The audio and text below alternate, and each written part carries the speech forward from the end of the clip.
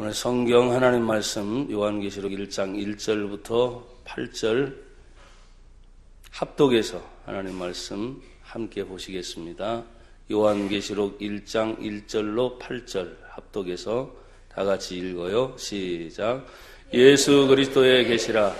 이는 하나님이 그에게 주사 반드시 속히 일어날 일들을 그 종들에게 보이시려고 그의 천사를 그 종 요한에게 보내어 알게 하신 것을. 요한은 하나님의 말씀과 예수 그리스도의 증거 곧 자기가 본 것을 다 증언하였느니라. 예언의 말씀을 읽는 자와 듣는 자와 그 가운데 기록한 것을 지키는 자는 복이 있나니 때가 가까우니라. 요한은 아시아에 있는 7 교회에 편지하노니 이제도 계시고 전에도 계셨고 장차 오실 이와 그의 보좌 앞에 있는 7 영과 또 충성된 증인으로 죽은 자들 가운데에서 먼저 나시고 땅의 임금들의 머리가 되신 예수 그리스도로 말미암아 은혜와 평강이 너희에게 있기를 원하노라. 우리를 사랑하사 그의 피로 우리 죄에서 우리를 해방하시고 그의 아버지 하나님을 위하여 우리를 나라와 제사장으로 삼으신 그에게 영광과 능력이 세세토록 있기를 원하노라. 아멘. 볼지어다 그가 구름을 타고 오시리라. 각 사람의 눈이 그를 보겠고 그를 찌른 자들도 볼 것이요 땅에 있는 모든 족속이 그로 말미암아 애곡하리니 그러하리라. 아멘. 주 하나님이 이르시되 나는 알파와 오메가라. 이제도 있고 전에도 있었고 장차 올 자요 전능한 자라 하시더라. 아멘. 예수 그리스도의 계시를 받은 오늘 요한계시록을 쓰게 된 사도 요한은 자기 자신을 1장 9절에 이렇게 표현하고 있습니다. 나 요한은 너희의 형제요. 예수를 믿는 사람들과 더불어 하나님의 은혜를 받고 하나님의 자녀된 모두는 하나님의 형제 자매인 줄 믿습니다. 그래서 너희 형제요 그랬어요. 우리가 예수 안에 들어오게 되면 우리 모두가 형제가 됩니다. 그 요한이 1장 9절의 연속에서 예수의 환난과 나라와 참음에 동참한 자라 그랬어요. 2000년이 지난 지금의 시대도 사도 요한이 이 복음을 전하다가 하나님의 나라 그리고 참는 것에 대하여 동참했고 환난에 대해서 동참을 했다. 초대교회 당시는 지금만 하더라도 어마어마한 핍박과 환난이 있었습니다. 근본 제9차 세계 여교육자 선교대회에 제가 주 강사로 참석을 하면서 일정은 이탈리아, 또 그리스, 터키, 거꾸로 사도 바울이 복음을 전했던 여정의 반대로 이탈리아 로마에서는 사도 바울이 마지막 복음을 전하다가 목배임을 당한 순교의 장소가 바로 로마입니다. 또 그리스도로 넘어와서 가장 왕성하게 복음이 증거되고 확산이 되었던 고린도라고 하는 성경에 나와 있는 고린도 전서 후서가 실제로 있는 지명이에요. 그 고린도 지방에서 3일 동안 연속해서 말씀을 증거하면서 그렇게 흥황하고 번성했던 그 당시의 시대를 또 보면서 얼마나 힘들었을까. 지금 우리가 비행기 타고 또 큰 배를 타고 움직이면서 편하게 복음을 증거하자면 그 당시만 해도 사도 바울은 이런 표현을 썼죠. 배를 타고 가다가 침몰당할 위험에. 지금 저희들이 탄 배 중에 큰 배 같은 경우는 어마어마하게 큰 배란 말이에요. 침몰당할 위험보다는 사실은 큰 사고가 생기지 않으면 거의 절대로 가라앉지 않는 그런 수준의 큰 크루즈 배를 타고 움직이니까 수천 명이 탈 수 있는 그런 배를 타고 움직이니까 그냥 안전하다 싶지만 초대교회만 해도 그런 위험스러운 배를 타고 움직이고 걸어가다가 아니면 말을 타고 가다가 사도 바울은 강도의 위험을 당한 적도 있다. 산길을 넘어가다 보면 산적들도 만나고 강도들을 만나기도 한단 말이에요.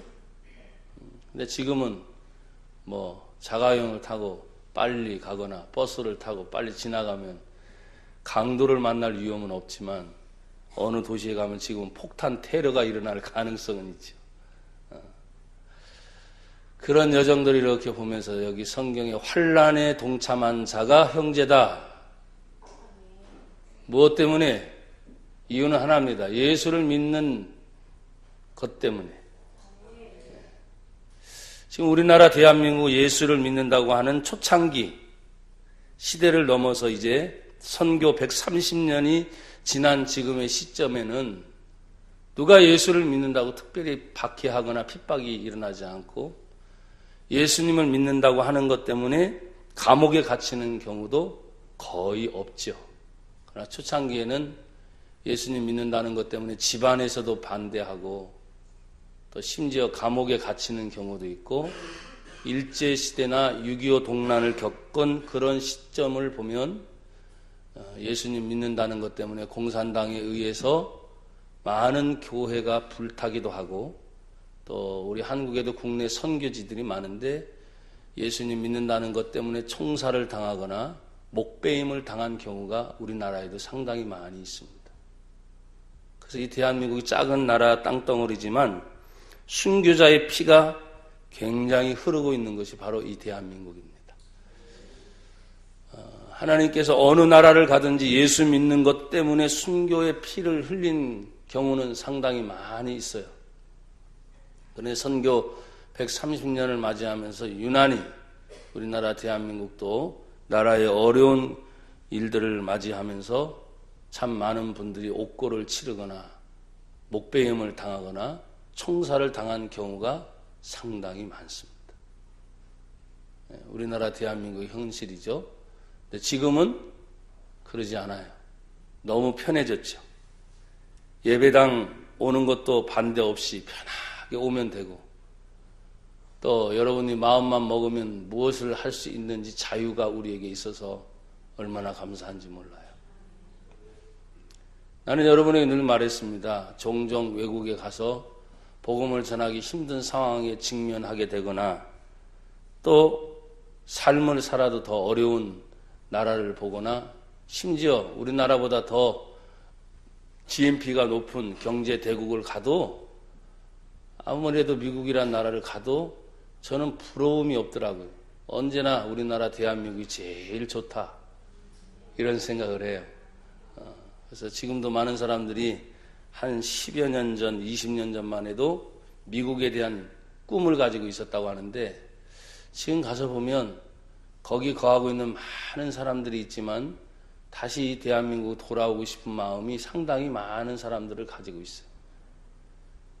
나나 여러분들이 이 작동, 부천에 살고 있는 이 주변의 사람들이지만 언제나 여러분들이 가장 행복하고 좋은 자리에 있다고 하는 것을 감사할 수 있기를 바랍니다. 환난에 동참했다. 환난에 동참했다. 근데 지금은 큰 환난이 뭐예요? 먹는 거, 입는 거, 사는 것 때문에 고민하는 거지. 환난은 지금은 거의 없는 것 같아요. 지금 여기 성경에서 말하고 있는 환난은 없는 것 같아요. 그냥 먹고 사는 것 때문에. 어제도 누군가 같이 대화를 나누다가 이런 얘기가 주고받았습니다. 목사님들이 강대상에 서서 성도들이 기도할 때 기도의 자리가 텅텅 비고 예배를 드릴 때 예배의 자리가 텅텅 비는데 왜 그런지 모르겠다. 그랬더니 이 산업화 구조의 시대가 부부가 같이 돈을 벌지 않으면 힘들다 이거예요. 또 이제는 금요일까지만 일하고 토요일, 일요일 우리로 말하면 주일이 쉬는데 이 이틀은 쉬는데도 사람들은 또 다 혜택 받아서 놀러 간다, 쉰다 이런 개념보다는 또 그 시간을 이용해서 일하거나 바쁜 일들이 계속 되다 보니까 기도해야 되는 줄 알아요, 몰라요? 알아요. 예배 드리는 거 알아요, 몰라요? 알아요. 그래서 이제는 바쁘고 힘든 것보다는 우선순위의 개념이 자꾸 바뀌는 거예요.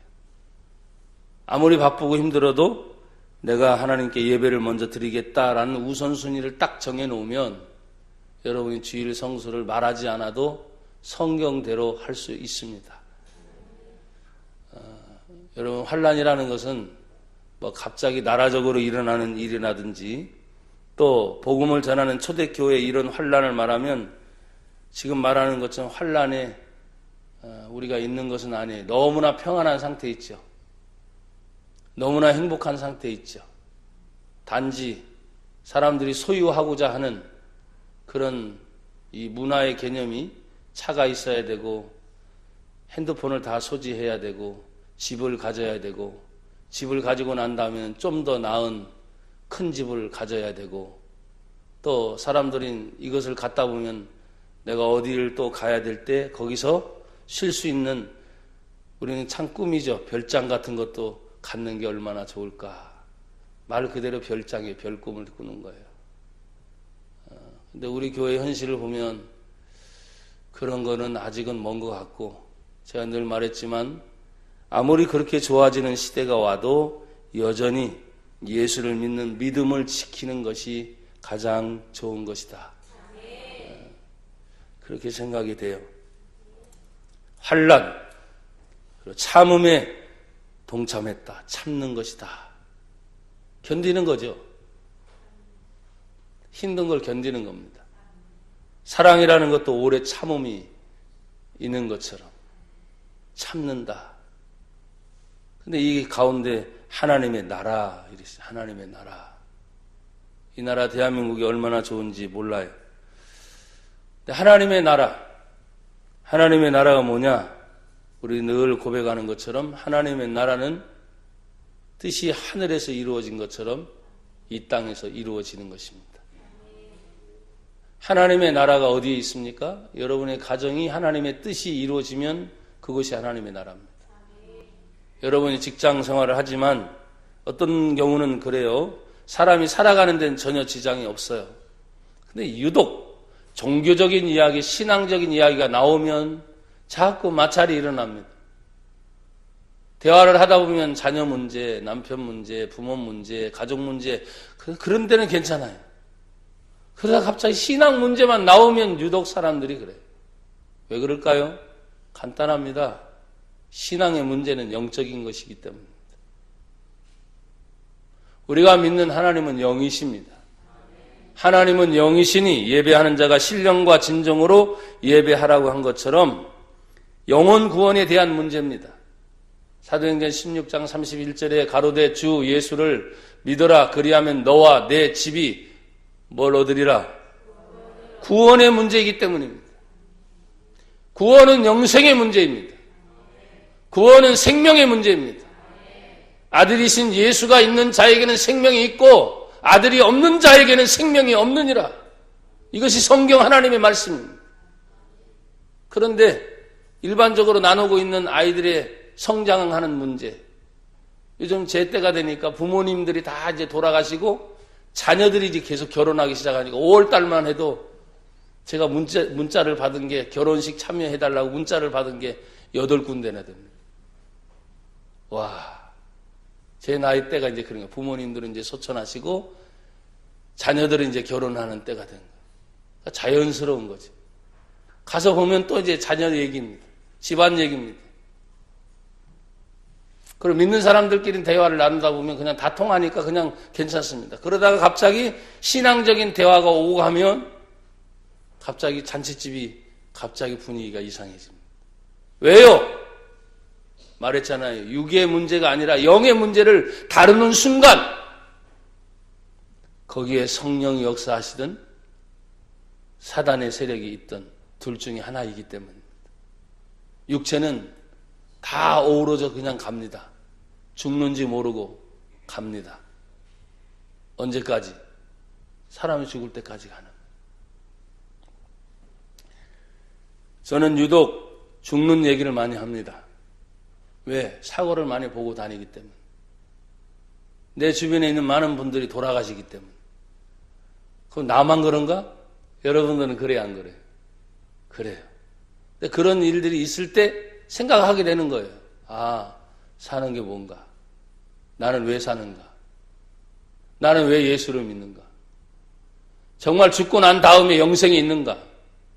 예수를 믿으면 구원받고 하나님의 자녀가 돼서 죄 문제가 해결되고 영원한 천국에 간다는데 정말 지옥은 있는 것인가?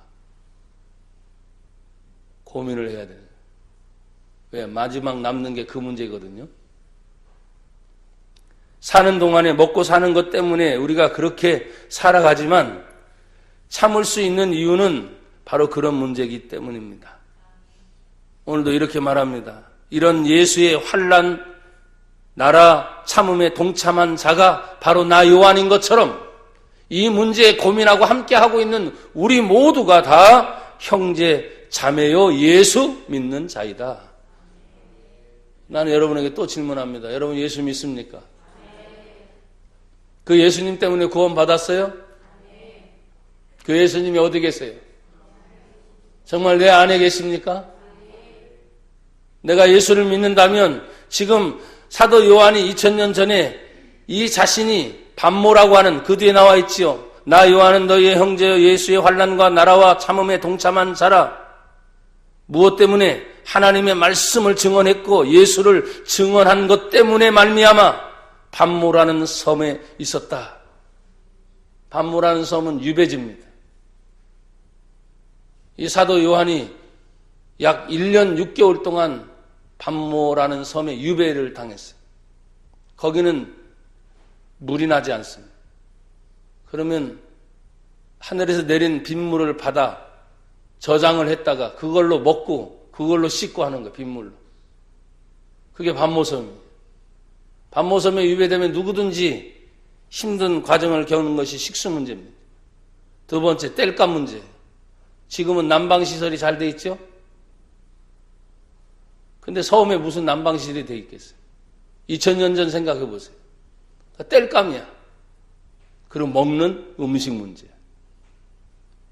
이거를 당하는 겁니다. 그렇다고 해서 그런 어려운 환경에 사람이 살 수 없냐? 아니, 사람이 살 수 있어요. 근데 그런 모든 어려운 과정을 다 견뎌냅니다. 심지어 죄인으로 유배된 사람이 얼마나 많은 혜택을 받았겠습니까? 그 성경에 보면 이 유배지가 사도 요한이 하나님께로부터 계시를 받은 것이 동굴 속에서 받았다. 그래서 동굴에서 계시받은 계시 동굴이라는 것이 있는 거예요. 무엇 때문에? 하나님의 말씀을 증언했기 때문에 그랬어요. 예수를 증언함으로 반모라는 섬에 유배를 당했다. 이렇게 말합니다.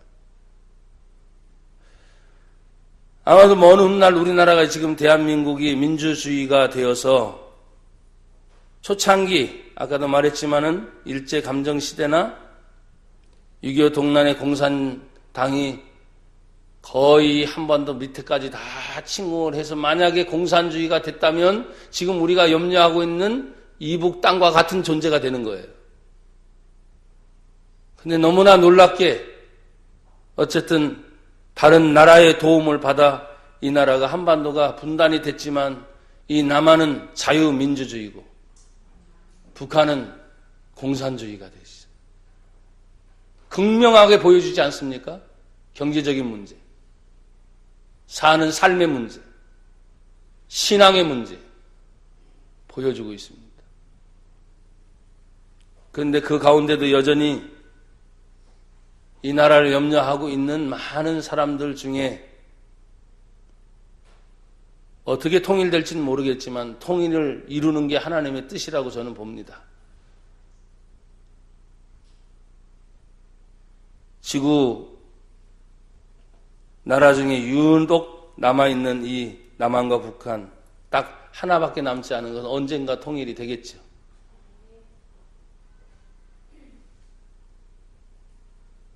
지금도 시임이 염려하고 있는 가운데 통일이 되면 더 염려 걱정이 많을 거예요. 근데 그런 큰 거시적인 안목으로 우리는 볼 수 없습니다. 왜? 그것은 나라를 이끌어가는 정치인들이나 대통령이나 국회의원들이 국민이 다 위탁을 해서 그 사람들이 일을 이루어 가기 때문입니다. 그런데 이 국민들은 그냥 끌려가는 대로만 끌려갈 것인가? 그러진 않겠죠? 그래서 예수 믿는 자들은 너무 정치적이어도 안 되고 또 너무 편협적으로 신앙적으로 되어져도 안 되고 이게 참 애매할 때가 많아요. 근데 늘 말했습니다. 대한민국 국민이기 때문에 법을 지켜야 되지만 그 법 위에 법이 뭐냐? 성경을 지키는 것이다. 나는 여러분 예수님의 가까운 시대가 가까우면 올수록 성경을 지키기 어려운 시대가 점점점 옵니다. 지금도 그렇잖아요. 지금도 자본주의 사회에서 말씀대로 지키며 산다는 것이 어려운 시대. 극명하게 빈부귀천이 없다고 말하지만 교회 안에서도 이미 너무 극명하게 차이가 납니다. 작은 교회, 큰 교회, 개척교회 이미 돈이 남아 돌아가는 교회 이런 식으로 지역교회, 중소도시교회, 또 지방교회, 더 가난한 농촌교회, 어촌교회 구분이 극명하게 다 납니다. 그런 식으로 극명하게 구분이 나는 것보다는 오늘 성경에서 사도 요한이 예수님의 환난, 예수님의 나라, 예수님에 대해서 참는 것, 하나님의 말씀, 예수를 증언함으로 인해서 일어난 이런 모든 일에 대해서 자기 자신이 그렇게 겪은 것을 생각할 때 왜 목숨 걸고 그 당시 많은 사도들이나 예수를 믿는 제자들이 목숨을 걸 수밖에 없었는가, 간절할 수밖에 없었는가, 그렇게 갈급할 수밖에 없었는가. 여러분 진짜 먹고 사는 문제가 아니라 예수를 믿는 믿음을 지키려고 몸부림쳤던 거예요. 근데 우리는 교회를 다니면서 예수를 믿는 믿음을 지키려고 몸부림치는 게 아니라 예수를 믿으면 잘 먹고 잘 살고, 예수를 믿으면 병 나음에서 고침받고, 예수를 믿으면 가정이 행복해지고. 왜 아멘들이 다 사라졌어요? 그것도 맞는 말인데 왜 그 뒤에 얘기가 고난받으라고 얘기하려고? 예수님 때문에 어려움 당하면 어떻게 할 거냐고 이런 질문을 할까 봐 또 벌써 여러분들이 내 설교를 알아서 그래요. 그래, 나중에 정말 그래요. 잘 먹고 잘 살고 건강해졌어요. 진짜 예수를 믿는 사람이 그것이 전부입니까? 그게 전부가 아니에요. 이제 그런 문제로 고민할 때가 올 때는 여러분 소유했던 것을 포기해야 될 때가 올 수도 있단 말이에요. 가지고 있던 것을 다 놔야 할 때가 있단 말이에요. 사람들이 너무나 많은 소유욕에 있다 보니까 그 소유욕에서 벗어나면 안절부절 못합니다. 마치 나나 여러분들이 그냥 스마트폰 하나로 말하면 스마트폰이 없어진다고 한번 생각해 보십시오. 얼마나 불안할까. 근데도 없어져도 살아야 안 살아요? 예, 불안증은 조금 지나고 난 다음엔 없는 게 더 편한 시대가 올 수도 있어요. 예, 그런 겁니다. 돈도 마찬가지고 또 경제적인 것도 마찬가지고 심지어는 정치적인 것도 마찬가지고 그 어떤 것도. 그래서 제가 이제 오늘 주일을 맞이하면서 그래도 한 열흘 넘게 이 선교지를 거꾸로였지만 일정을 밟았기 때문에 다시 요한계시록을 계속 제가 묵상하면서 그래, 성도들에게 한 번 더 생각해야 되겠다. 여러분 축복은 늘 빌잖아요. 나는 여러분이 잘 되지 못할 사람이 한 사람도 없기를 바라요. 잘 되길 바랍니다. 복을 많이 받길 바라요. 건강하길 바라고. 왜 아멘이 이렇게 자신감이 점점 없어져요? 정말이에요, 정말. 잘 되길 바라요. 근데 이런 어려운 환란이 찾아왔을 때 아마 국가적으로도 찾아올 수도 있고 개인적으로 찾아올 수도 있고 집안으로도 찾아올 수도 있고 그런 일이 찾아왔을 때 오늘 요한은 참았다. 환란에 동참했다. 하나님의 나라를 이루려고 몸부림쳤다. 그것 때문에 내가 반모라고 하는 섬에 유배돼서 하나님께 기도했는데 하나님의 환상을 쫙 열어서 보여주신 거예요. 그게 바로 요한계시록이에요. 장차 오게 될 예수님의 세계, 장차 이루어날 이 세상의 징조에 대해서.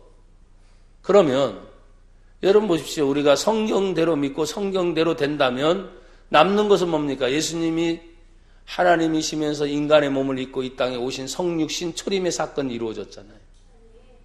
33년 동안에 이 땅에 계시면서 우리를 위해 고난받으 십자가에 죽으시고 다시 3일 만에 부활하신 것 이루어졌잖아요. 40일을 이 땅에 계시면서 다시 복음을 증거하시고 마지막 그분이 공중으로 올라가실 때 승천하시면서 너희들이 본 그대로 내가 다시 오리라. 승천도 이루어졌잖아요. 마지막 남은 게 재림이잖아요. 그러면 모든 것이 하나님의 뜻대로 이루어졌다면 남은 것이 예수님의 재림 하나인데, 그러면 남은 것을 위해서 여러분들이 예수를 믿는 믿음으로 지켜내야 돼요. 그래서 선교제를 가다 보면 이런 척박한 곳에, 이런 우상 딴지가 많은 곳에, 그래서 예수를 증거하다가 바로 감옥에 들어가는 장소, 예수를 증거하다가 바로 사람들에게 잡혀서 몰매를 맞는 그런 장소, 예수님을 증거하다가 보이지 않는 수많은 영적 전쟁에서 자신들의 목숨을 지키냐 안 지키냐 이거는 생각할 수도 없어요. 왜? 그것 때문에 순교를 당하니까. 그러니까 오직 예수님만을 다 증거하려고 몸부림쳤던 초대 신앙인들의 모습을 보면서 오늘 우리들은 어떤 자세로 살아야 될 것인가? 여러분 1장 1절에 보면 예수 그리스도에 계시라 이는 하나님이 그에게 주사 반드시 속히 일어날 일들을 그 종들에게 보이시려고 그의 천사를 그 종 요한에게 보내어 알게 하신 것이라. 그러면 기록된 요한계시록의 말씀이 요한을 통해 알게 하셨다면 이 알게 하신 내용이 그대로 2000여 년 동안, 그리고 급박하게 마지막 시대는 돌아갈 날이 오게 될 것입니다. 아주 급박하게. 그래서 저는 작년부터 사우디아라비아를 보면서 세계에 돌아가는 것이 보이기 시작했어요. 이슬람의 문제나 카톨릭의 문제나 지금 정치의 이슈로 사람들이 말하고 있는 그런 뒤에 숨어 있는 내용이 결국은 우리가 잘 살고 잘 먹고 또 나라의 경제를 안정시키는 것도 있지만 성경의 흐름을 볼 때 예수를 믿느냐 안 믿느냐 하는 그런 문제가 아주 심각하게 대두될 날이 속히 오고 있다. 그것이 예수님이 오셔야 되기 때문입니다. 공산주의에도 예수님이 오셔야 되겠죠. 민주주의에도 예수님이 오셔야 되겠죠. 사회주의에도 예수님이 오셔야 되겠죠. 그러니까 전 세계적으로 예수님이 오실 것을 알게끔 해야 될 날이 오기 때문에, 그러니까 어떤 화폐의 통합이라든지 또 정치의 통합이라든지 세계의 연합이라든지 이런 것들이 자꾸 하나로 이루는 것이 예수님이 오실 징조의 한 표징이기도 해요. 그렇게 될 날이 와야 되거든요.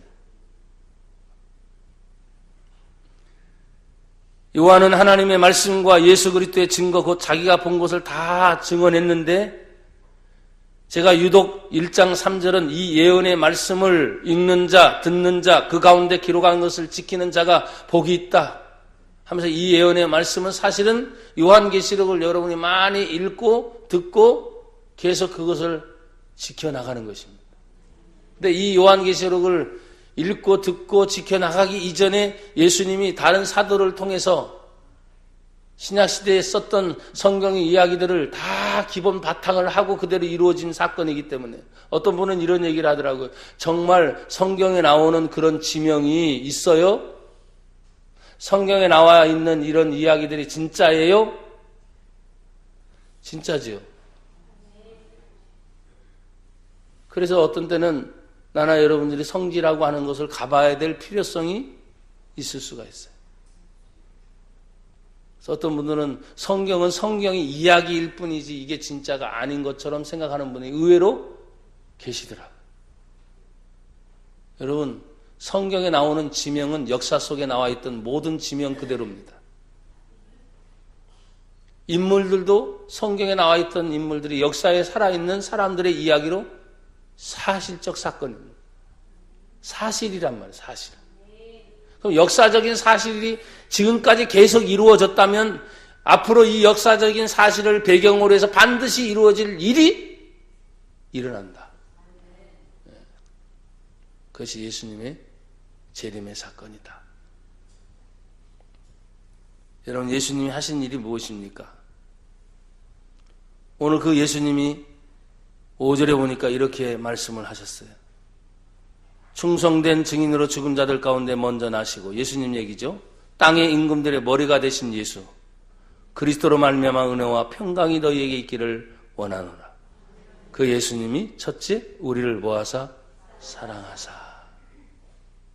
하나님이 세상을 이처럼 사랑하사 독생자 예수 그리스도를 보내주셨으니 누구든지 예수를 믿는 자마다 멸망하지 않고 영생을 얻게 하려 하심이라. 예수님이 우리를 사랑하사. 그래서 교회의 가장 기본된 운동은 사랑운동입니다. 내 안에, 여러분 안에 주님이 우리를 사랑한 것처럼 여러분 사랑할 수 있기를 바라요. 내 나라 대한민국을 사랑해야 되고, 내 이웃을 사랑해야 되고, 내 가족을 사랑해야 되고, 심지어 내 자신이 부족한 것이 많거든요. 우리를 생각할 때.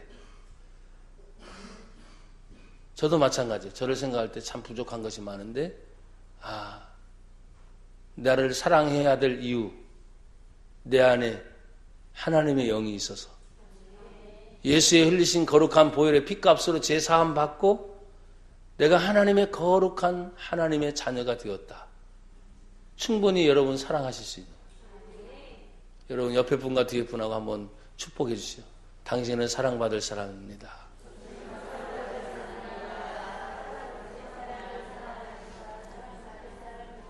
할렐루야. 근데 이 미움이라는 것이 있어요. 시기, 질투, 다툼, 싸움, 혈기, 분노, 이게 다 미움에서 오는 거예요. 미워. 남편이 너무 미워 죽겠어. 그럼 살지 마세요. 자식이 너무 미워 죽겠어. 그럼 빨리 어떻게 처리를 하세요. 근데 그럴 수가 없는 거야. 그럼 어떻게 해야 되느냐? 그러니까 사랑은 오래 참는 거래잖아. 그 방법밖에 없거든. 미움이 생긴단 말이에요. 근데 오늘 성경에 예수님이 우리를 사랑하사, 사랑하기 때문에 이 땅에 오시고, 사랑하기 때문에 십자가에 죽으시고, 사랑하기 때문에 다시 부활하시고, 사랑하기 때문에 승천하시고 다시 이 땅에 오신다는 거예요. 그래서 하나님은 뭐다? 사랑이시다. 그래서 여러분 사랑하시며 사십시오. 그 사랑의 근본이 뭡니까? 그의 피로 우리 죄에서 우리를 해방하시고 그랬어요. 피 흘림이 없은즉 죄 사함이 없느니라. 피는 곧 생명이다. 이 피만이 모든 죄를 사할 수 있는 유일한 하나님의 사랑의 표현이다. 그래서 여러분 예수님 십자가에서 죽으시면서 매 맞은 흔적, 채찍 맞은 흔적, 창에 찔린 흔적, 머리에 가시관을 쓰신 흔적이 다 뭐예요? 곳곳마다 피를 쏟으신 거예요. 그분의 피가 곧 죄에서 우리를 해방하였습니다. 이게 기독교입니다. 이게 예수를 믿는 거예요. 그래서 피 흘리기까지 누구를 사랑한다? 그건 생명을 걸고 사랑하는 겁니다. 그런데 그게 잘 안 된다 그래요. 나나 여러분이 그게 잘 안 되니까 내 안에 예수님을 믿는 믿음이 있는 거예요. 나는 할 수 없는데 믿음으로 하는 거예요. 나는 할 수 없으니까 주의 성령이 내 안에서 하게 하시는 거예요. 그래서 성령 충만을 위해 기도하는 거예요. 하나님의 말씀이 내 안에 역사해달라고 기도하는 거예요. 어떤 방법론을 얘기하면 방법론이 100가지가 있어요. 100가지가. 100가지 다 맞는 겁니다. 무슨 얘기인지 아시겠어요? 왜? 이 세상에 70억 명이 넘는 인구 중에 똑같은 사람은 단 하나도 없기 때문에. 다 다르단 말이에요. 모든 게 달라요. 틀린 것이 없다 그랬잖아요. 틀린 게 아니고 달라. 그건 조금만 다르게 접근하면 안 되는 것이 없어요. 다 되게끔 돼 있어요.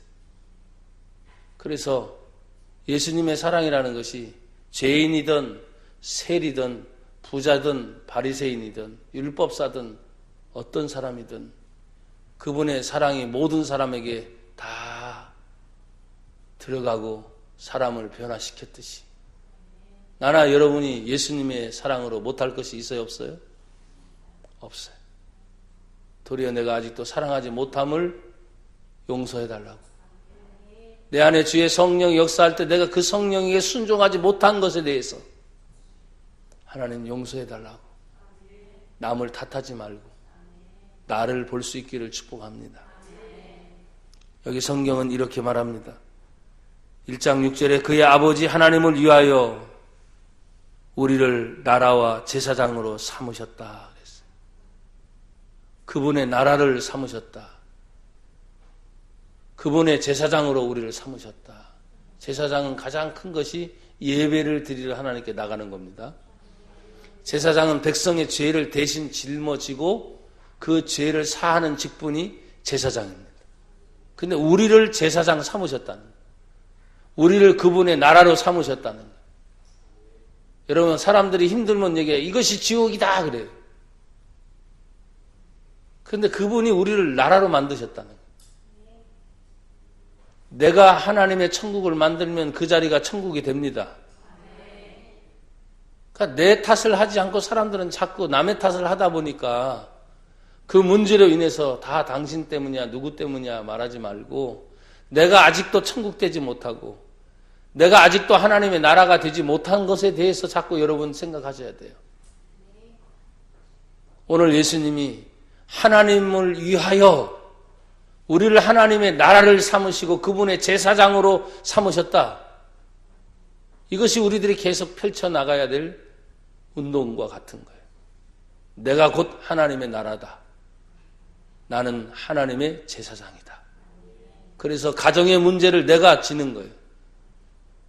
아내는 남편 탓하지 말고 도리어 남편의 문제까지 아내가 짊어지려고 하는 자세를 갖고 남편은 아내를 탓하지 말고 도리어 아내의 문제까지 내 문제로 삼아서 제사장은 그렇거든요. 남의 죄를 대신해서 하나님께 가지고 나가서 문제를 해결하는 것이 제사장이에요. 그런 문제로 오늘 성경이 삼으셨다. 그래서 6절 마지막은 그에게 영광과 능력이 세세토록 있기를 원하노라. 아멘. 7절과 8절은 마지막 결론입니다. 볼지어다 그가 구름을 타고 오십니다. 각 사람의 눈이 그를 봅니다. 그를 찌른 자들도 볼 것이요 땅에 있는 모든 족속이 그로 말미암아 애곡하리니 그러하리라. 아멘. 왜 애곡이 일어납니까? 기뻐해야 되는데. 찌른 자들이니까. 준비하지 못한 자들이니까. 그러나 준비하고 있는 자들은 성경 계시록을 읽다 보면은 마라나타 주 예수여 어서 오시옵소서. 우리가 얼마나 예수님 기다렸는데, 우리가 얼마나 예수님 사랑했는데 어서 오시옵소서. 그리고 그분은 알파와 오메가다. 시작과 끝이죠. 처음과 나중이죠. 알파는 헬라어의 첫 글자입니다. 오메가는 헬라어의 마지막 글자입니다. 그러니까 처음과 끝이라는 의미가 있어요. 여러분 인생은, 나나 여러분의 인생은 다시 돌아오지 않습니다. 딱 한 번뿐인 인생을 삽니다. 그러니까 내가 사는 동안이 마지막이라는 자세로 사셔야 돼요. 지금 지나온 것도 그때 그렇게 잘할 걸 그러지 말고 지금부터 하시면 되는 거예요. 지금부터. 여러분의 말씀을 들으면서 순간순간 그때 그 모습이 아니라 지금부터 내가 잘해야지 변화되고 하나님께 영광을 돌리는 우리의 모습이 되기를 축복합니다. 기도하겠습니다. 예수님이 복음입니다. 그 복음을 전하는 자리에 환난이 있고 그 나라가 임하도록 참고 기다리고 동참하는 자가 형제 자매인데 오늘 사도 요한을 통해서 요한계시록을 다시 한번 생각해 봤습니다. 하나님 구체적인 것보다는 성경을 통해 우리 주님이 다시 오신다는 것은 분명한 사실인데 이 나라 대한민국에서 이렇게 자유롭게 예수를 믿는 것 얼마나 감사한지. 주님, 이 예수의 복음이 나와 내 가족과 이 지역과 나라와 민족을 살리는 복음의 능력이 다시 한번 내 안에서부터 더 강력하게 주의 사랑으로 시작되게 하옵소서. 예수님 이름으로 감사하며 기도합니다. 아멘.